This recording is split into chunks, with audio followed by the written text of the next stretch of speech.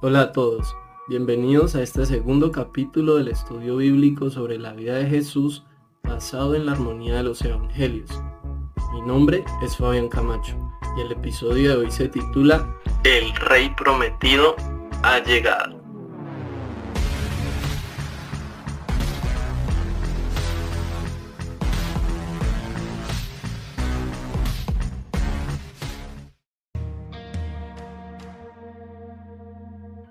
El personaje central de la profecía del Antiguo Testamento es el gran rey que viene y gobernará en el reino prometido de Dios. Este gran rey que viene tendrá el poder para herir la cabeza de Satanás, recuperar el dominio del hombre que se perdió a través del pecado y establecer al fin un reino en la tierra que se extenderá hasta la eternidad. Tal realidad no se pudo decir de ningún rey del Antiguo Testamento, y solamente se podía aplicar al gran rey venidero. Es obvio que las muchas otras profecías que se refieren a un reino descrito en tales términos como imperecedero, eterno y para siempre, no se podían aplicar a un rey simplemente humano. Las palabras que el Señor le declaró a David por medio de Natán debían referirse a otro hombre distinto al mismo David. Y será firmada tu casa y tu reino para siempre delante de tu rostro, y tu trono será estable eternamente. En el Antiguo Testamento, una y otra vez se nos habla de un personaje especial que posee la justicia, la sabiduría, el poder, la autoridad y el derecho de reinar no solo sobre Israel, sino sobre el mundo entero.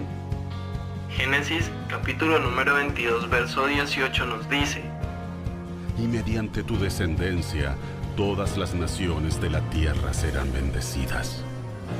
Todo eso porque me has obedecido. Segundo libro de Samuel, capítulo número 7, verso 16 dice: Tu casa y tu reino continuarán para siempre delante de mí, y tu trono estará seguro para siempre. Isaías capítulo número 7, verso 14 dice: Muy bien, el Señor mismo les dará la señal. Miren, la Virgen concebirá a un niño, dará a luz a un hijo y lo llamarán Emmanuel, que significa Dios está con nosotros. Isaías capítulo número 9, verso 6 dice: Pues nos ha nacido un niño, un hijo se nos ha dado. El gobierno descansará sobre sus hombros y será llamado Consejero Maravilloso, Dios Poderoso, Padre Eterno, Príncipe de Paz. Isaías capítulo número 5, verso 2 dice: Pero tú, oh Belén Efrata, eres solo una pequeña aldea entre todo el pueblo de Judá. No obstante, en mi nombre saldrá de ti un gobernante para Israel, cuyos orígenes vienen desde la eternidad. Sin embargo, para que Jesús pudiera ser anunciado y proclamado rey, fue necesario tener pruebas de que era descendiente de la familia real, la línea real de Jesús. Refiriéndose a los derechos de heredar el trono de Israel, comenzó con David. Dios prometió a través del profeta Natán que sería a través de los descendientes de David que traería al gran rey que en última instancia reinaría sobre Israel y establecería su reino eterno. Tal promesa no se cumplió en Salomón, el hijo de David que heredó el trono, ni en ningún otro rey que gobernó en Israel o Judá, y el pueblo esperaba que naciera otro varón de la línea de David a fin de que se cumpliera la profecía. En la época en que Jesús nació, los judíos aún estaban anticipando la llegada del monarca prometido y la gloria restaurada del reino. Por esta razón, las genealogías jugaron un papel importante en la Biblia al fundamentar el relato bíblico en la historia. Debido a su importancia, los judíos conservaban registros genealógicos muy cuidadosos que sobrevivieron hasta que los romanos saquearon Jerusalén y quemaron el templo en el año 70 después de Cristo. Las genealogías registradas por Mateo y Lucas prueban que Jesús no fue un rey autoproclamado ni un desafortunado reformador atrapado en medio de la aclamación popular que comenzó a tener delirios de grandeza. Tampoco se trató de un buen maestro de moral y ética o de un revolucionario con el propósito de derrocar al gobierno de Roma. Sus genealogías, que rastrean su ascendencia a través de David y Abraham hasta Adán y finalmente a Dios mismo, demuestran que Jesús es el legítimo rey de Israel. No obstante, la preocupación de los judíos por los antecedentes genealógicos existió antes de que tuvieran un rey. Después de entrar a Canaán bajo el mando de Josué y de conquistar la región que Dios les había prometido, la tierra fue cuidadosa y exactamente repartida en territorios dados a cada tribu, excepto la tribu sacerdotal de Leví, a la cual se le asignaron ciudades especiales. A fin de saber dónde vivir, cada familia israelita debía determinar con precisión la tribu a la cual pertenecía. Y con el fin de calificar para la función sacerdotal, un levita debía demostrar ser descendiente de Leví.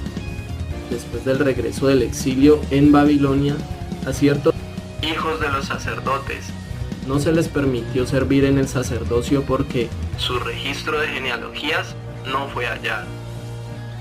La transferencia de propiedades y todo lo que la acompañaba, siervos, cosechas, edificaciones, etc., también requería conocimiento correcto del árbol familiar. Incluso bajo el dominio romano, el censo de los judíos en Palestina se basó en tribus, como puede verse por el hecho de que a José y María se les exigió registrarse en Belén, por cuanto José era de la casa y familia de David. Una comparación detallada de las genealogías en Mateo y Lucas revela marcadas diferencias. Estas reflejan los distintos propósitos de los escritores. Por ejemplo, Mateo puso su genealogía al principio de su evangelio, donde encaja cronológicamente con la vida de Cristo. Sin embargo, Lucas insertó la genealogía de Cristo más tarde con el contexto de sus credenciales mesiánicas. No hay mujeres en la genealogía de Lucas, mientras que Mateo incluye a 5, enumerando a María. La genealogía de Lucas va del presente al pasado, la de Mateo va del pasado al presente. Así la genealogía de Mateo empieza con Abraham y se mueve hacia adelante en el tiempo, mientras que la de Lucas comienza con Jesús y se mueve hacia atrás en el tiempo hasta Adán. La genealogía de Mateo empieza con Abraham, mientras cronológicamente el primer nombre en la de Lucas es Adán. Los distintos puntos de inicio en sus genealogías reflejan los diferentes propósitos de los dos escritores de los evangelios. Mateo escribió principalmente al pueblo judío, por lo que era natural que comenzara con Abraham, el padre de la nación de Israel. El enfoque de Lucas era más universal. Le interesaba presentar a Jesús como el Hijo del Hombre y demostrar su solidaridad con toda la especie humana. Por tanto, remontó la genealogía de Cristo hasta Adán. Otras diferencias son muy importantes. Lucas identifica al abuelo de Jesús como Elí, mientras que Mateo lo llama Jacob. Lucas traza la ascendencia de Jesús a través de Natán, el hijo de David, mientras que Mateo la traza a través de Salomón, también hijo de David. Una explicación es que Mateo registra la genealogía de José y que Lucas registra la de María. Los dos nombres distintos dados para el abuelo de Jesús en realidad se refieren a dos hombres distintos, el padre de José y el padre de María. Al parecer en el registro de Lucas se sigue desde el lado de María, en que es probable que el Elí de Lucas capítulo 3 verso 23 sea el suegro de José, al que a menudo se le refería como un padre, y por tanto el padre natural de María.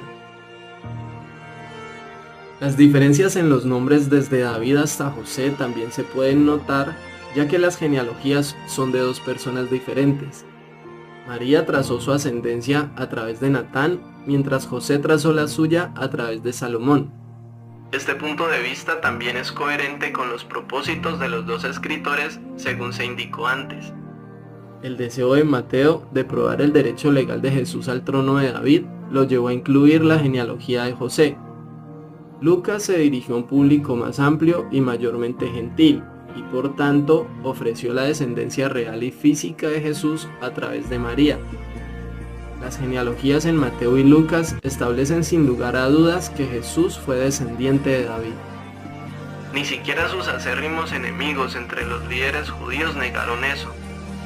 Sin duda habrían rechazado de plano sus afirmaciones mesiánicas si él no lo hubiera sido, y hubieran acallado a las multitudes que con entusiasmo gritaban en la entrada triunfal: «Hosana al Hijo de David». Pero los registros genealógicos, que sin duda ellos revisaron con mucho cuidado, proveyeron prueba irrefutable de la descendencia davídica de Jesús. Genealógicamente, Jesús estaba perfectamente calificado para ocupar el trono de David. Él fue el ungido, el Mesías, el Rey prometido a quien los judíos habían esperado por mucho tiempo que viniera como su gran libertador y monarca. Todo el Nuevo Testamento reconoce a Jesús como el gran Rey prometido. En sus 27 libros, el término Basileia, que traduce reino, se usa 144 veces en referencia al reino de Jesucristo. Basileus, que traduce rey, se usa en relación con Jesús al menos 35 veces. Y Basileuo, que traduce reinar, se usa para él en cerca de 10 ocasiones. En la genealogía de Jesús también nos encontramos con algo más que solamente su linaje, pues vemos también los hermosos reflejos de la gracia de Dios. Jesús no sería un rey de la ley que se impondría por la fuerza, sino un rey de gracia y misericordia. Y las personas que eligió como sus antepasados muestran la maravilla de esa gracia y ofrecen esperanza a todos los pecadores. Por ejemplo, María, la madre de Jesús. La gracia de Dios eligió a una mujer pecadora para que tuviera el privilegio inigualable de dar a luz al Mesías. María, aunque descendía de la línea real de David, era una joven desconocida y común.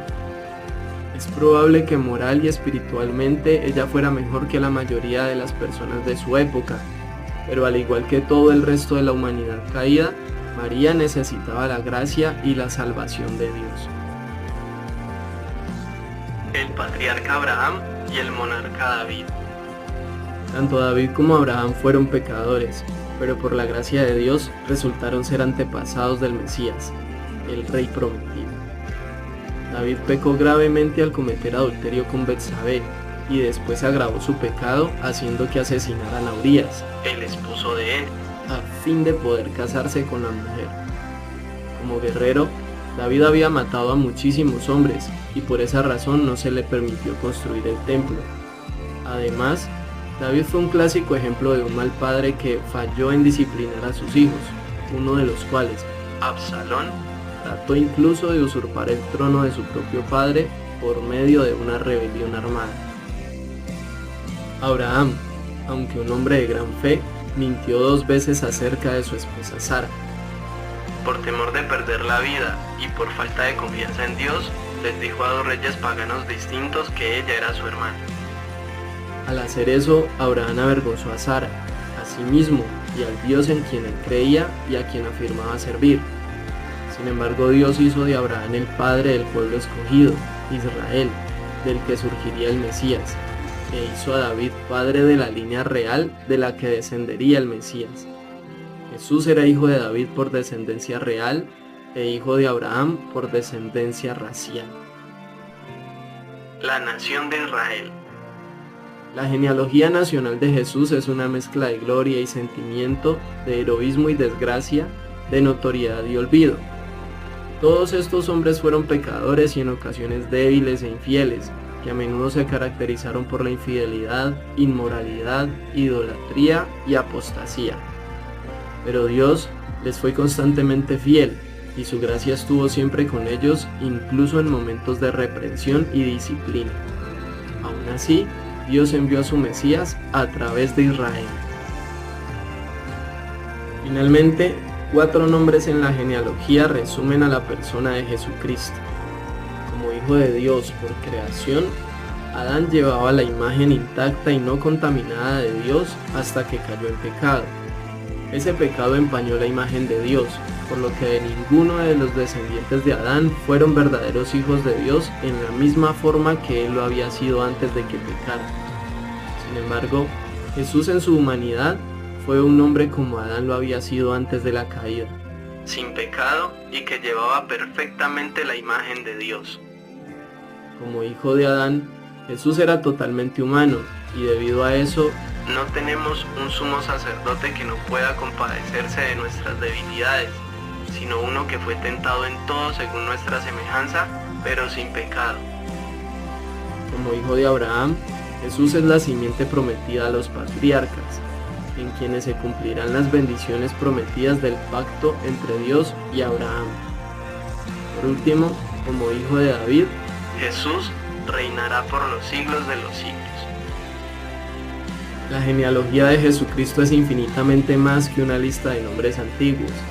Es incluso más que una lista de antepasados humanos de Jesús. Se trata de un hermoso testimonio de la gracia de Dios y el ministerio de Jesucristo, quien no vino a llamar a justos, sino a pecadores al arrepentimiento. Si Jesucristo en su misericordia llamó a pecadores por gracia para que fueran sus antepasados, ¿debería sorprendernos que Él nos llame por medio de la gracia a ser sus descendientes? El Rey presentado en las genealogías de Mateo y Lucas es verdaderamente el Rey prometido, Jesucristo. Si te gustó este video, no olvides dejar tu like, suscribirte y activar la campanita de notificaciones para que te avise cuando subamos un nuevo video. También puedes compartir con tus familiares y amigos. Dios te bendiga y hasta la próxima.